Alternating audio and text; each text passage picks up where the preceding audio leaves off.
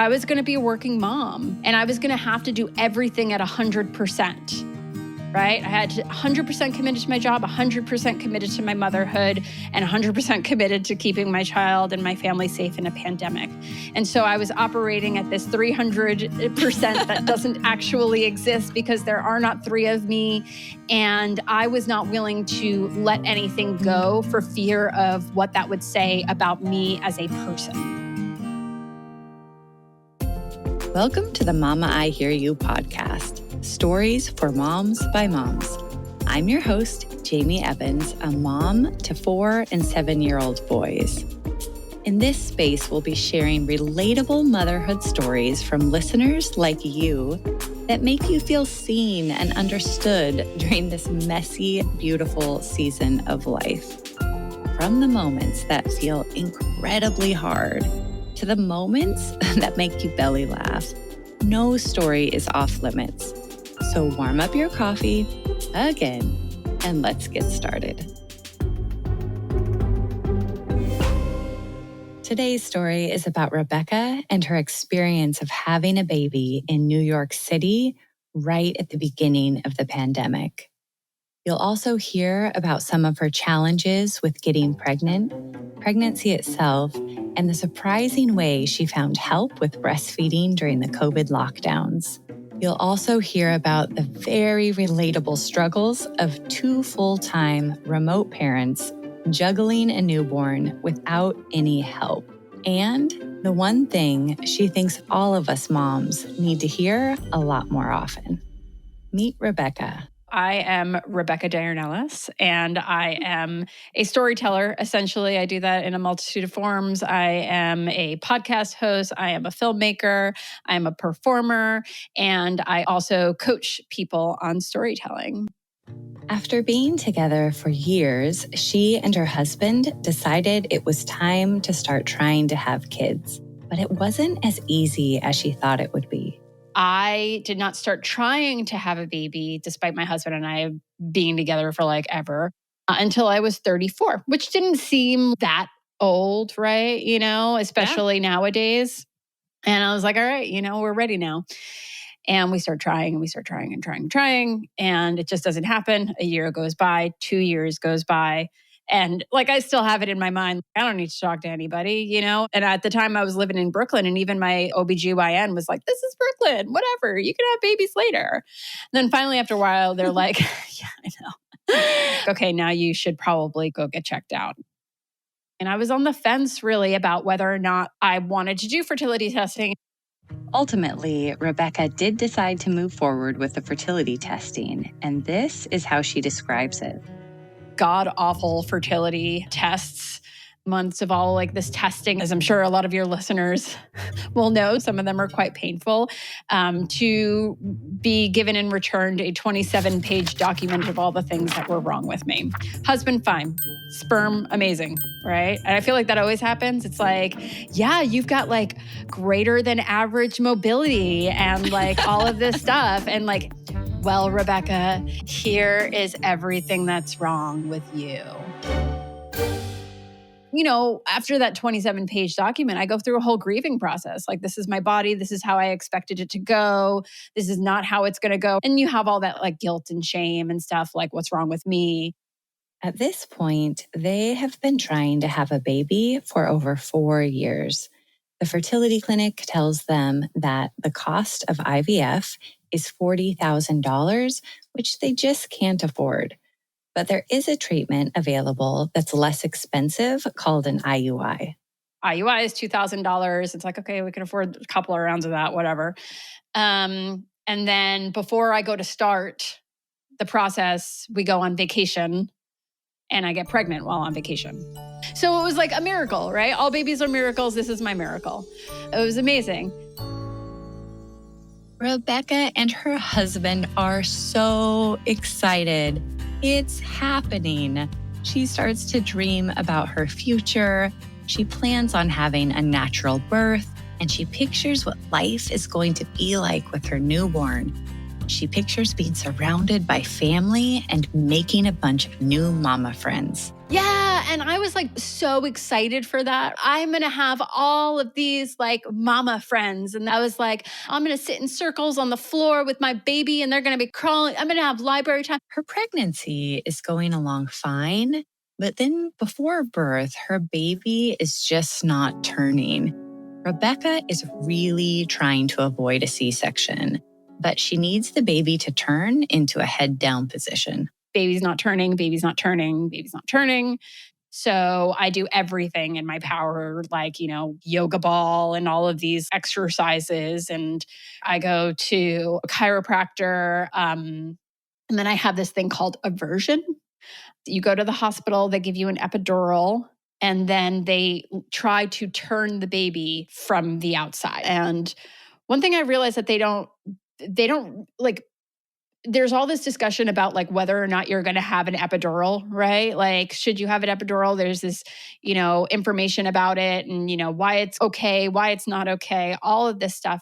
But they never say, hey, if you are someone who has experienced trauma in your lifetime, this feeling of this epidural could be traumatic because you are rendered helpless from the waist down. And so that triggered a lot in me. What was triggered?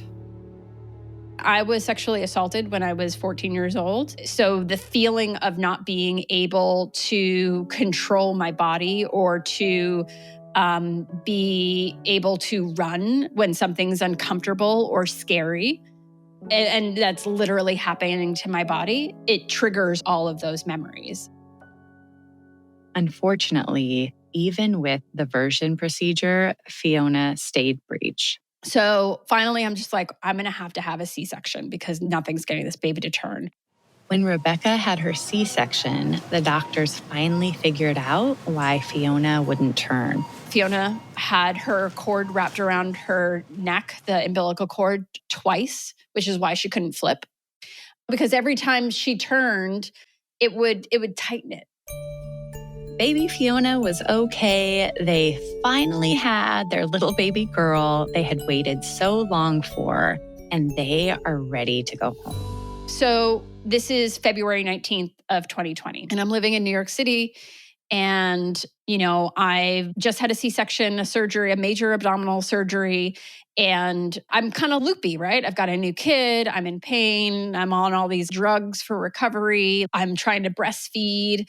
We make it out of the hospital. Nothing's really kind of like top of mind other than this newborn in my life. Now, at this time, there's something going on. There's some virus. People are getting really sick, but it's not really in the States very much yet, or at least like we're not talking about it, right? We get discharged from the hospital and my husband gets sick immediately. In order to keep their days-old baby safe from this new virus, they quickly came up with a game plan. The way that our apartment was set up was such that we could quarantine separately. I've got a newborn and he's quarantined in the other half of the apartment. This is right out of the hospital. He got sick. This is right out of the hospital. Yeah. Her husband eventually got an antibody test, which showed he was negative for COVID during that post-delivery quarantine. But either way, he was completely isolated from Rebecca and their baby and couldn't help at all. And then, within 1 to 2 weeks of her husband ending isolation, the entire city shuts down because now it's gone from this virus going on in other parts of the world to here, we're in lockdown. Here I am with this newborn, everything shuts down. No more doula, no more parents because my parents are like elderly. They're both over 65. My mother-in-law is immunocompromised. My in-laws weren't able to fly to New York to meet their grandchild.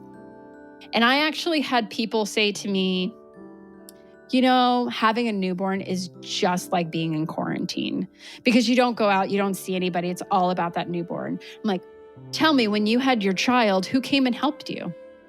Now I'm going to cry. And nobody, absolutely nobody met my child there are people my husband's brother still has not met. his niece. And she's 2. And she's 2. Yeah.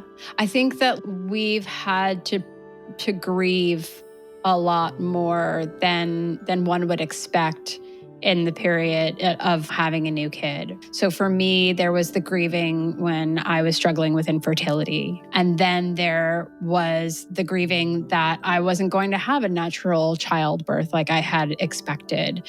And there was the grieving that I don't have my family and friends around me to meet my daughter. So, Rebecca, her husband, and baby Fiona are all isolating together in their New York City apartment. Rebecca's on her 3 months of maternity leave, and her husband is working remotely. There is a lot of fear. The grocery stores are open. So like every time, and I stay home with the baby all the time, but every time that my husband has to leave to go get, stuff, we're terrified, right? We're just like, what if he gets sick? What if he brings back something? Like, we don't know what's going to happen. We live next door to a cafe. And, not everybody was taking the pandemic as seriously as we were. And they were like going to this cafe and then sitting on our stoop. So we literally couldn't even leave the house without fear of contracting this virus. We didn't really know all that much about it as we do now. During this time, when Rebecca and her husband are home with Fiona 24/7, she really starts to struggle with breastfeeding, and it's super hard to find help. No one in my family breastfed. So I was the first person to do so. And I had no examples of it. So I had no idea what was going on. And so it wasn't working. There was the recurrent mastitis and, thrush and clogs and fevers from the mastitis and all of this stuff, right? But I did not want to give up on my breastfeeding journey. My daughter at 3 months started losing weight. We had to supplement with formula. And there was a formula shortage and you had to buy it on Amazon and it was like $100. They were jacking up the prices. It was insane. I was working with lactation consultants virtually. I was going to ask, so Zoom lactation consultants, how was that? I had to go to different ones because everyone's telling me, you're doing everything right. I see the latch. It's fine. It's fine. And I'm like, it hurts.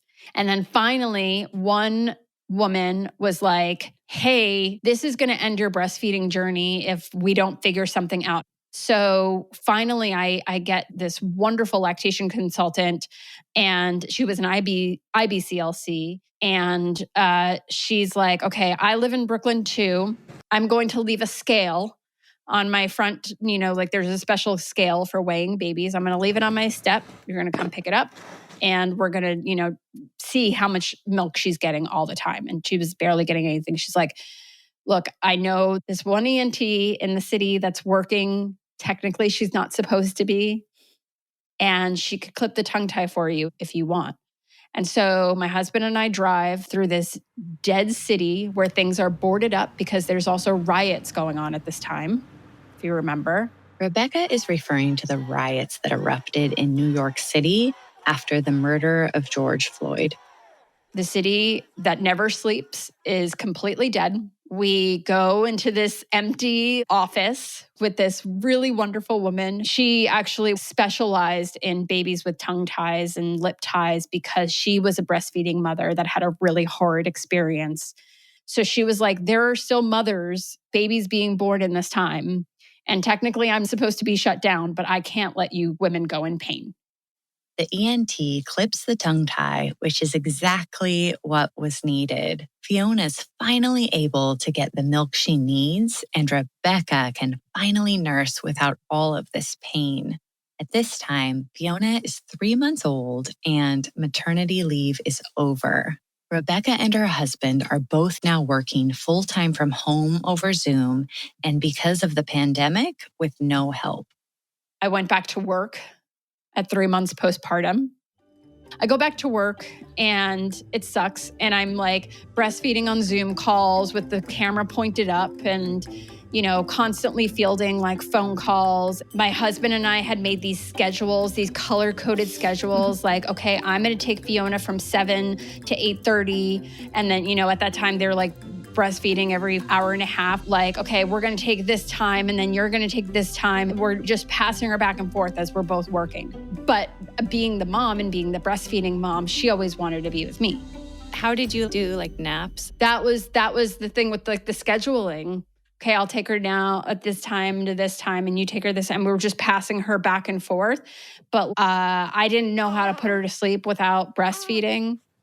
So like it always ended up being, okay, now it's nap time. She's coming back to me, right?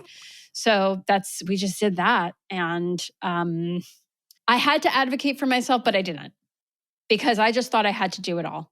Like work full time with a baby at home full time. In a pandemic where nobody's helping. Right. I work for a company like with clients. It's somewhat agency operated. And at a certain point, I was just like, I can't be client facing anymore. I would be late for like team meetings or not able to like jump on a team meeting or this or that. We are culturally groomed to produce, right? Like, work all the time. Oh, and now mother all the time. It is the destination, not the journey. It's the results. And because you are 9 months pregnant or you have a child and your body is a wreck from these hormones, you cannot do that anymore. Your mind is still expecting to do that. I was operating under the same idea of who Rebecca was pre-motherhood, pre-pandemic. I always have had a really high threshold for work, right? And not only can I no longer do that, but I don't want to do that. There are other things in my life that I am devoted to that are of greater importance. I just thought I had to do it all. And I think that society tells us as mothers, we can do it all. There came a point in history where we couldn't do everything that we wanted to. And now you can do anything that you want to, and you have to do it all because you should feel grateful that you can do it all. So you want to have that career, you want to have that family, you want to have that money, you want to have it all. Like, go and get it, because we're going to applaud you when you've got it all. Just don't sleep. And it's like, just don't sleep. Don't take care of yourself. And so there's almost this perception that women who are not taking advantage of all that we are allowed to take advantage of now are somehow less than, or that we're making a decision to accept less than we are offered.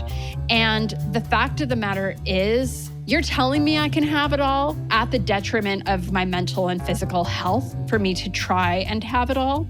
So I think that at that time, I was still under the impression that that's what I needed to do. I was going to be a working mom, and I was going to have to do everything at 100%. 100% committed to my job, 100% committed to my motherhood, and 100% committed to keeping my child and my family safe in a pandemic.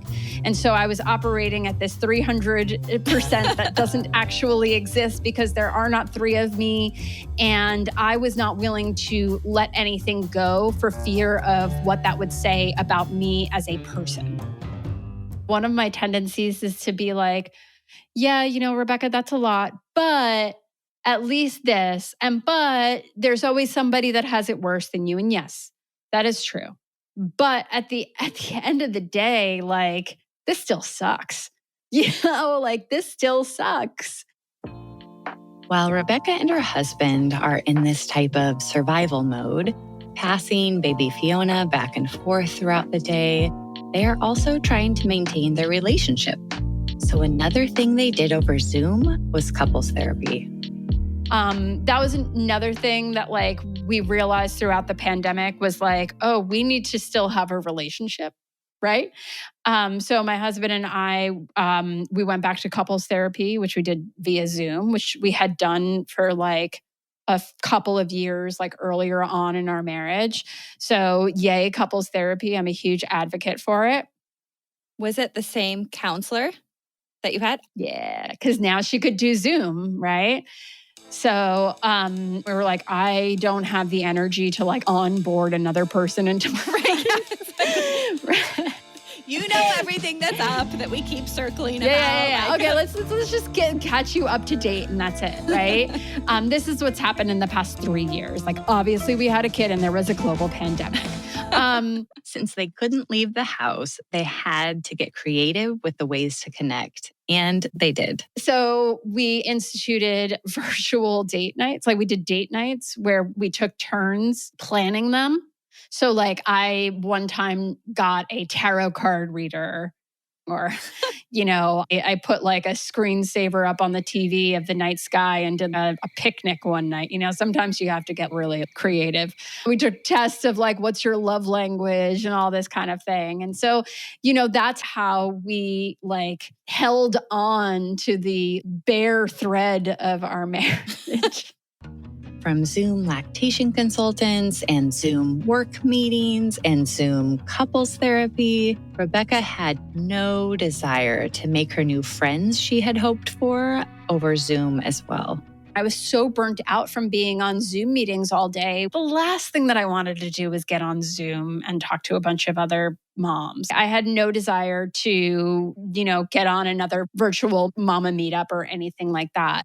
Like, I just was like, I just want to watch Love Island. Like, it got to that point where I'm like, baby's asleep. I am watching trashy reality TV. After months and months of the three of them basically being stuck at home together 24/7, they hatched a plan to be able to spend some time with extended family. We're like, we got to get out of here. We need to get out of New York. And my husband and I had been vacationing in Vermont every year, once a year, for as long as we were together. And every time we went to Vermont, we stayed in the same place. This like group of cabins owned by a family. So we called them up and we were like, this is what's happening. We need a place that we can stay where we can each quarantine separately for 2 weeks before we can combine, homes. We don't have a ton of money, to like get this huge house. What do you think we could do? And they had this really big house that has 2 wings that they use for weddings. So like the bridal party could be on one side. So they worked out this really great deal for us where we ended up staying there for 6 weeks. It was 2 weeks of quarantine, 2 weeks with the families combined, and then we stayed another 2 weeks. We continued to work there. We couldn't take 6 weeks off of work. But at this point, we're like, we have help. And while we were there, it had just a different vibe, because Vermont's very like open, wide spaces. New York is, super dense. You could walk out of your home without a mask on because like you're not going to see anybody, especially where these cabins were. Like you're walking into the woods. At the time, Vermont had the lowest case rates, in the entire country. For Rebecca and her husband, being in Vermont just felt right. And so they decided to take a leap of faith. And we were like, always said that we wanted to move to Vermont someday, right? It was sometime down the line. So we were like, you know what? Let's check out a couple of places while we're out here, just see what there is. And we found a rental, and we were like, okay, I think it's time. I think the universe is saying, just because of the way that we felt the moment that we got here, like physically, mentally, everything. Plus my daughter talks to trees and kisses trees and hugs trees, like literally as a tree hugger, right? And so we went back to New York, packed up all of our stuff. And I had been living in New York at the time for 37 years. I was born and raised in New York. My husband had been there for, I guess, 15 years or something when he first went there for college. And we just packed up everything and we left. Things started to shift for Rebecca after moving to Vermont and Fiona getting a little bit older. At 18 months, I woke up and I was like, what happened? Who am I? What is my life? Like it just was this wake up call. Like my head has been down for a year and a half. Who am I? Separate from the work that I do, separate from this child that I raise.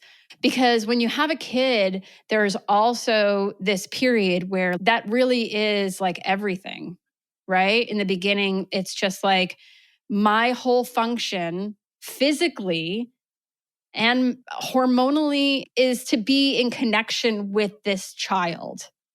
I think for me, and probably for a lot of other pandemic parents, there was this extreme learning curve. There's this learning curve for all parents when they become a parent. But add on to that the fact that you don't get your village. It took me 18 months before I was like, I cannot do this alone. I can't. I know I'm forced into this right now, or I've been forced into this, but like there's gotta be some other way. And for Rebecca, there finally is another way. With the pandemic shifting, Fiona is now in school. They will hire a babysitter on the weekends. And she's finally making those mom friends she pictured back when she was pregnant.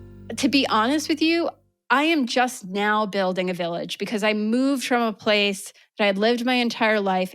I started a mom's group called Off Duty Moms, and no kids are allowed. You cannot bring a kid to the meetup. I'm sorry. How's it going? It's been good.